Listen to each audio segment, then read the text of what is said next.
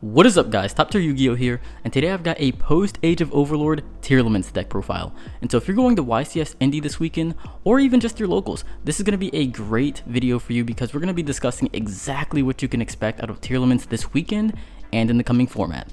Let's go ahead and get into the list. Starting with the tier engine, we've got 1 Sharon, Merly, Havness, and 3 copies of Tier Cash. Pretty standard. 3 copies of Rhino Heart, which isn't necessarily standard, but I do think is very important because it fills 2 roles in the deck, being that it's 1, very good to draw, and 2, it's very good to mill. And that's something that you really have to build your tier decks around because obviously you're going to be drawing a lot of cards just opening hand and then with various effects, but also you need cards that are good to mill because you're going to be milling almost more cards, and so you have to strike a balance between the two, as you need good cards in your starting hand to start milling, but then once you get milling, you need cards that are actually good to mill.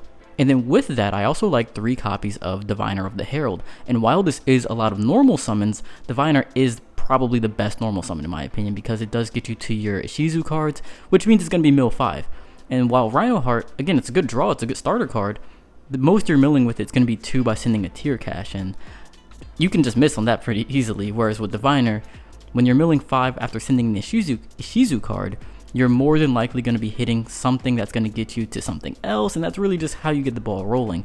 But also I think Diviner is a good mill as well because you can always bring it back with Cross Sheep or a few other different cards too, so it's kind of also serving both roles. And again, while this is a lot of normal summons, it only increases the odds of having multiple normal summons from about 11% to about 15%. And while I don't want to say that's negligible, I'm not too worried about a 15% downside, especially when having an extra Rhino Heart in hand isn't necessarily terrible, and it increases the odds of having at least one of them from about 50% to 57%. And again, not a huge jump, but it changes it from being a coin flip to having one in the majority of your hands, and you definitely want to have a starter card in most of your hands. And then also I do want to mention that Diviner becomes a level 6 tuner, which is important for summoning both Baron and Beatrice. Spoiler alert for the extra deck. Next we have the standard 4 Ishizu cards. And moving on to the non-engine, we have 3 copies of Kashtira Fenrir, which I'm a huge fan of because it's just a strong standalone card, which is something that this deck lacks. You have a lot of cards that are really good in complex game states, but Fenrir is one of the few that's good in a simple game state, and it can also search you to Tier Cash, which is one of your key cards within the Tearlaments engine. And again, going back to that theme of things that are both good to draw and mill, it's obviously good to draw, but even milling copies of Fenrir isn't too bad because you can banish them to again summon Tier Cash. Next, I've got 2 copies of Danger Nessie and 1 copy of Danger Jackalope.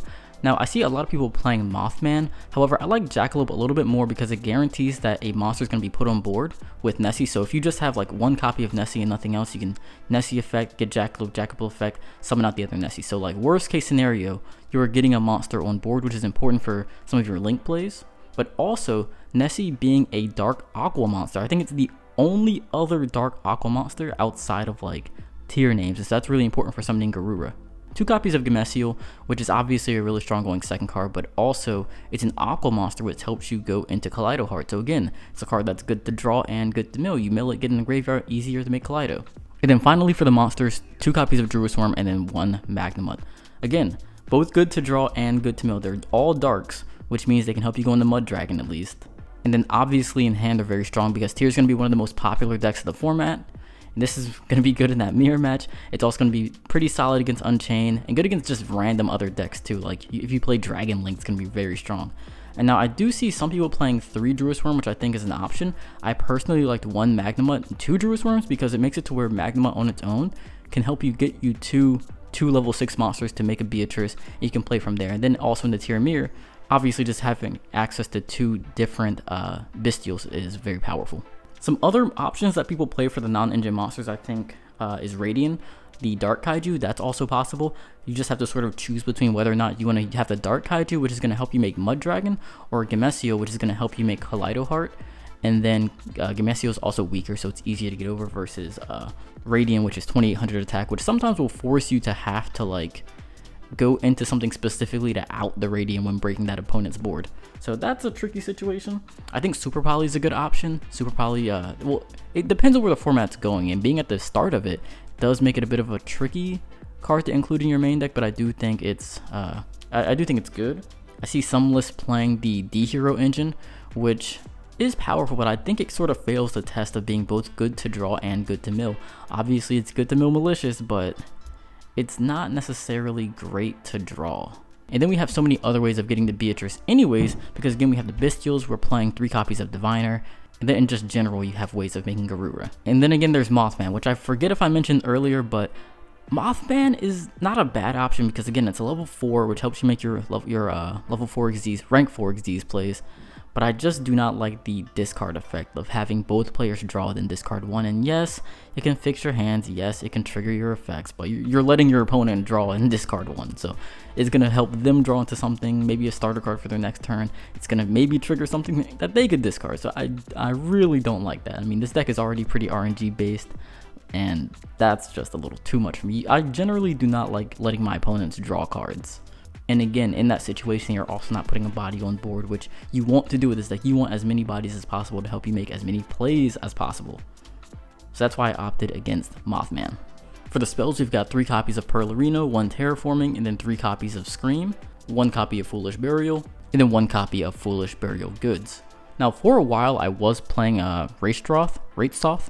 However, I ended up cutting it because I felt that while, again, it was good to draw, it wasn't very good to mill. And I wanted to decrease just the number of dead mills in this deck. Cards that like don't trigger in graveyard, can't be used as fusions in the grave, can't be banished in grave. Like, I'd rather both draw and mill a Finmir than discard. And so I ended up having to cut it just to keep the deck at 40 as well. And then for the traps, pretty standard, 2 copies of Soliac, 1 Meta Noise, and 1 Trivi Karma. And so that wraps up the 40 card main deck. Now, something that you'll notice is missing from the main deck is King of the Swamp and Polymerization. There's been a lot of debate around these cards in the deck as of late, and personally, after months of playing King of the Swamp, I'm kind of not liking it in the deck right now, and especially not liking Poly. And now there are some hands where Poly is good because it allows you to fuse without having to send a tier name, and you do get access to Guardian Chimera when going second. This almost never came up for me. I was just never using it, and I do think like the 14th and 15th spots in the extra deck are pretty flex spots. Like, they're cards that you're not going into that much. However, I found like Chimera was just never coming up almost. Like, and if it did come up and it didn't resolve, it was just worse than anything else, which I guess you could say for anything, but it was just never, even when it did resolve, it was never really winning me games that other cards wouldn't have won to. Like, it didn't feel like a difference maker. And then King of the Swamp is very strong, however, it's not very good to draw in hand. I think if I were to play it in the deck, mostly just so I have access to cards like Rukulos, which is really strong, I would maybe play it at 1, and I would play it with like the Dracosac Cherubini combo, which I do think is really cool because Dracosac does let you utilize your extra level 7 monsters. It gives you outs to specific floodgates, and Cherubini also comes up too. Even if you're not sending King of the Swamp, you can send Havness, and then you can use go into Sprite Sprint, send Merly, and then go into like a Garuba or something. So, or even a Kaleido Heart if you need it like that extra monster. So I do think this and then 1 King of the Swamp is an option versus playing 3. Because again, it also means that you're not going to be drawing it very often, and that's the main issue with it, being a weak draw. But that's what I would maybe do if anything. The other card that allows you to play is Grapha. And Grapha, I think, is extremely overrated right now. I do not like Grapha at all. I felt like in testing, whenever I was summoning Grapha, I was likely losing that duel. It's like, you only summon it if you're trying to maybe play around Nib. But in that case, there are other ways to play around Nib, even like outside of Rukulos that we're going to get into. But I felt that, sure, it's good against that, but as a disruption, it's not really that good because it only negates normal spell and traps and then monster effects. And so, okay, yeah, I can negate monster effects, fine, but normal spells are not in the format at all. Like, if you're playing the mirror match, Perlerino's a field spell, Scream's a continuous spell, and then they're going to chain block literally everything. So you're not negating any monsters, you're not negating any spells, or like, it's bad in the mirror match. If you're playing against Rescue Ace, all their spells are quick plays or the field spell, and then their monsters, like they're not going to let you negate a Turbulence with it, so that's not happening. They're just, it just doesn't come up. If you're playing against Pearly, all quick play spells, like, there's not many chances to negate things. Like, it's just not very good right now. I don't know, maybe I'm wrong, but I felt like whenever I was summoning Grapha, I was losing that game. But let's go ahead and move into the rest of the extra deck to see what I actually do play. So as a fusion deck, we've got to start with the fusions, the first one being the most important one, being Kaleido Heart. This is a card that I think a lot of people for a long time were just sort of I don't want to say misplaying, but not fully utilizing. And so a lot of times we would think of Rucolos or the Grapha being the way to play around Nib, but Kaleido Heart's also a really good way to play around Nib too, because while you're not able to negate one, you can really incentivize your opponent to not use the Nib effect. And so it's like if they nib you while you have a Kaleido on board, it's going to come back, and you send another tier card from your deck to the grave, triggering another effect. So you sometimes will end up with like more on your board. And so sure, activate that Nib if you want to. It's also a really good form of disruption, and again, it's one of the other reasons why I'm so comfortable playing 3 copies of Rhinoheart. I do want to mill them, get them into the graveyard so that I can easily fuse into Kaleido Heart whenever I want to. So then after Kaleido Heart, we've got... And then we also have 1 copy of Garura, Mud Dragon, and Dragostapelia. And to be honest, I have considered a 2nd copy of Kaleido Heart. It honestly comes up, because in the late game, you want to be able to summon it again, but you can't shuffle it back into the extra deck via fusing with it, because it can't be used as fusion material, so you need that 2nd copy sometimes. But that's it for the fusions. Then the only synchro we play is 1 copy of Baron. This is pretty easy to go into if we can resolve a Herald effect, which you have many ways of getting to, both like normal summoning and using the effect, or you can mill it and then bring it back with a Cross Sheep, which is the first of our mini Link monsters. So we've got the Cross Sheep, Sprend, SP Little Knight, which is the newest addition from Age of Overlord, and man, I cannot get over how nice this rarity looks of it. But yeah, SP Little Knight, and then 1 copy of IP Masquerena. IP Masquerena I think is an interesting choice, but I ultimately want to play it because I think it kind of maximizes the value you can get from SP Little Knight. But also it comes up in other situations too, to where there are hands where on my opponent's turn, I use IP Masquerena to go into a Sprint, dump Merly, and then get that fuse in the opponent's turn. So it's sort of similar to a Beatrice in that regard if I can't get to Beatrice, or some other way to be sending my names on my opponent's turn if I need that interruption. Now of course, in those same scenarios where you could Masquerena into Sprint, you could also Masquerena into Little Knight. You just sort of have to choose which interruption you would prefer. But there are also plenty of hands where you can do both. And then for the Xyz monsters, we've got Bahamut Shark, Totally Awesome, which is another way of playing around Nibiru and other cards, Dweller, which is insane in the mirror match and against Unchained, Time Thief Redoer, and then Beatrice. And now another thing I want to mention about Toad really quick is that yes, you can get to Toad under 5 summons sometimes, but also Toad is really good in this deck because for one, like Toad can shuffle itself back into the extra deck, and if they don't deal with the Bahamut Shark, or if they can't deal with it, you can summon it out again. Toad can also add back a Tier Cache to your hand to summon on your opponent's turn, so you can negate something, take it, add back Tier Cache, summon Tier Cache, maybe trigger like a Cross Sheep or something, or maybe mill something, and then keep playing from there. So Toad is like insane interruption. So Toad is just absurd. You can add back a Rhino Heart for follow-up. There's so many good things that you can do with Toad. So I do want to mention that really quick. But then I do also want to mention that this is only 14 cards. And the 15th card I'm really sort of up in the air on between a lot of different options. Like for one, I've been testing out the new, I know it was like Doomsday Star in the OCG. It's like the similar card to Zeus. I was testing that for a while, but I'm not, it's good, but I think the downside of it is that one, you can't activate your Kaleido Heart under it, so that makes it a little bit tricky. So like, if it's on the board, you're not using Kaleido Heart at all. It also has to be your last summon, which is, I found to be a big issue for this deck because it summons so much, and so anything that has to be your last summon makes it sort of like, how valuable is it going to be if things get that far? Like how often is it to where my last summon is the one that has to break the opponent's board, and then from there I'm able to play. But then, you know, even if you're able to play or break their board, you're not able to summon afterwards. And so how do you do it to where you can do something useful with it? You're not OTKing with it, you're not ending the game with it, so it's like, how do you then set up a disruption from it? Especially again, if you can't go on the Kaleido Heart in your opponent's turn. So if I were to have like, I keep wanting to call it Doomsday Star. I forget the TCG name because it's not even out yet really. Well, I guess it is out, but so I'm not too sold on the value that card has in this deck yet. But it is obviously very, very good. Another card I was considering is Zeus. Zeus comes up because obviously we have a lot of these monsters, but it isn't very rare that we're like attacking with them, and then needing to go into Zeus afterwards, I should say. Like if you attack with a Toad, it's not gonna have any material, so that's useless.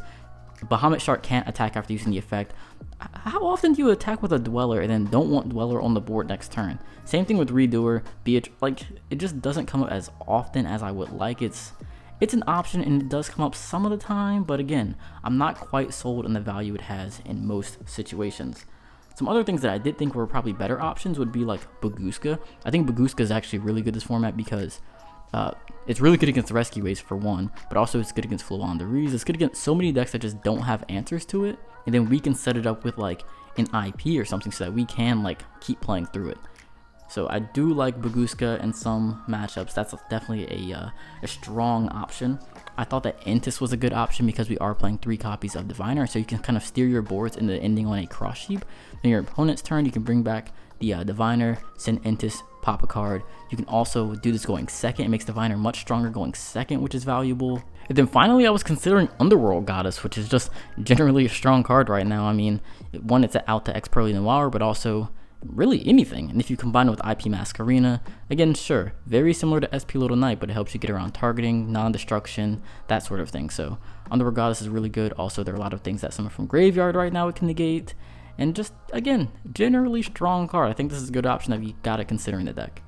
But that's pretty much it for the extra deck. Now, moving on to the side deck, and again, this is highly subjective, but this is what I've been testing. 3 copies of Ghost Spell. This is mostly because Bestials are everywhere, and Bestials will literally ruin your day. I see a lot of Dragon Links, and I'm not trying to deal with that. And again, even Tearlaments are playing Bestials right now, so you're getting a lot of Bestial action in the format right now, and not trying to deal with that. It's also just generally a good card in certain matchups, so I do like 3 copies of Bell. Next, we have 3 copies of Forbidden Droplet. I think this is very important because you need an answer to Abyss Dweller right now, and it's either this or Xyz Encore, which you could just activate in like your draw phase with turn player priority, but you need an answer to Dweller because both Tearlaments and Rescue Ace can summon Dweller. So if 2 of, let's say, the top 3, 4, or 5 decks, like however you want to kind of read the format, 2 of the top decks are going to be summoning Dweller a lot, and you need an out to that as a tier player. And so I do think that Droplets is a good option, either this or Xyz Encore. I like Droplets maybe a little bit more because Droplets is a little bit more versatile, which I think really benefits both the Tearlaments deck as well as strong Tearlaments players. This deck is extremely complex, thrives in complex game states, and cards that are versatile and also work well in those game states I think are very valuable. It can also trigger your Ishizu cards. It can get things that you don't want in hand to the graveyard, such as Trivy Karma, and you can use it to sort of activate cards safely. So I do like Droplets a lot. Next, I've got 3 copies of Thrust, along with 1 copy of Triple Tactics Talons, and then a Lightning Storm. I just wanted one way to answer back row, but I don't think back row is going to be too big right now. I think if you look at the top decks, none of them are really setting that many cards that you want to destroy outside of Rescue Ace, which obviously, you know, Turbulence set 4 and maybe end on like set 5 or something, but you know what they all are. You don't necessarily need to like destroy them, but also they can end on a Savage Dragon, which will negate this anyways. So I'm not, you know, it's okay, but I found that in testing it wasn't super impactful. It's like, sure, it's something I'll put in the deck, but if I'm playing Rescue Ace, I'm much more worried about them summoning a Dweller than I am about like a Extinguish and a Contain, you know? Like, yeah, the Dweller or even like the Preventer, Book of Moon, if they can set that up. So I honestly kind of like Droplets a little more in that matchup. But the other thing that I think is really good in that matchup and in other matchups as well, 2 copies of Fantastical Dragon Phantasme, which was being so overhyped a few weeks ago, but now I think is actually a really good card, especially with SP Little Knight being out. I think it answers that card so well because, I mean, obviously they're going to summon it, which means you can summon Phantasme, kind of fix your hands a little bit, which can get you into like a Havness or a Tier Cache, which is extremely valuable. But also the fact that Phantasme can stop your opponent from targeting effects is kind of big, given that SP Little Knight targets, and so you can kind of exchange with SP Little Knight directly, and then also can fix your hands. It's also a dark, which means that if you mill it, it can help you make Mud Dragon. So again, it fits that role of being both good to draw and good to mill. So I think it's actually very, very good in this deck. And then the final 2 cards I play in the side deck are 1 copy of Tearlaments Crime and then 1 copy of Heartbeat. I like these just for versatility within the engine. I think Heartbeat also solves the issue of having more back row disruption. So between the Lightning Storm and the Heartbeat, you've got answers for everything. Heartbeat, if you draw the one of, can help you out Floodgates. However, this is a brand new format, so it's going to be evolving and it's going to do so rapidly, especially with a YCS this weekend. And so you want to keep your eye on that. Age of Overlord changes so much about the game. There's so many cards coming out that are impactful that people are going to be trying and testing out. So you have to be on the lookout. You have to stay versatile. It's why there isn't anything super specific in this side deck, as you can see, I'm not targeting anything too specifically because I want it to stay versatile. This format is wide open. Age of Overlord is here, and if you want to see what I pulled out of some booster boxes, check out this video right here on your screen. It'll be somewhere up here where I open up 2 boxes of Age of Overlord, and also at the end of that video, I'm going to be doing a giveaway because this is a big set, very exciting set, and I want you guys to enjoy it too. And so I'm going to be giving away possibly a box of Age of Overlord. So definitely check that video out and watch that to the end. You'll learn all about it there. Thanks for watching, guys, and I'll see you in the next video.